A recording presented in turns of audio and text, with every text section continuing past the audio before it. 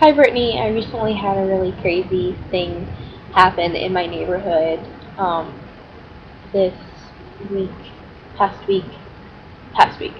Um, on Monday, I wasn't here, but my dad told me the story, and I later found out on the news.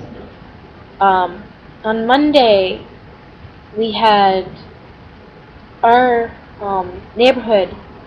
If we live in Florida, and our neighborhood is a 2-lane road, and we don't have sidewalks. So these kids were walking home on Monday, and they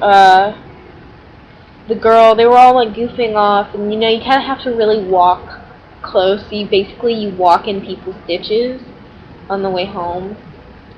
And they were coming on the way home from wherever they were, and this girl kind of they're goofing off, and the girl kind of gets pushed out into the street.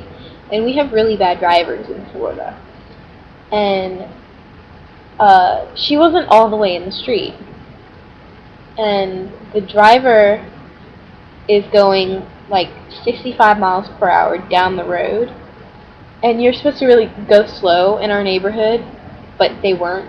This SUV literally doesn't acknowledge her and just hits her, and not like she got hit with the mirror, the side view mirror, and my dad was in the house at the time, and the dog started going crazy, and he heard this huge whop, and her friends were freaking out, and she was in the ditch by her mailbox, and she had, her ear was bleeding, her eyes were rolled back into her head, and she was breathing really heavy, like panting. And my dad is an ex-paramedic slash fireman slash police officer, and he ran out there and helped. He couldn't really do anything. You don't really move a body like that, and so he called 911. They were talking about what the vehicle was like, and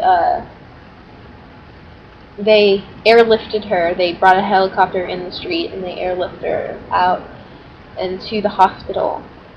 And sadly, the girl died, but it was really crazy. And yeah, and it was just kind of strange. And my dad was actually invited to the funeral, which was today, but he didn't want to go because it was just not right. But it was really crazy and really, really sad. And so yeah, basically a girl, 14 years of age, died in front of my house, which is really sad. And then yesterday night, we were going across town because I left my cell phone at my dance studio. It was Friday night, and we were behind these people, and they, when we would hit a stoplight, the passenger of one car and the driver of another leaned in at the stoplight, and they were actually handing each other crack cocaine, like they were doing a drug deal. And it was pretty crazy. And then we called the police on them, and we gave them the numbers of their license plates, and they got in trouble, and they're now in jail. So that was a strange yet good deed, I guess, that we did. But yeah, so sad event on Monday and a weird event on Friday night.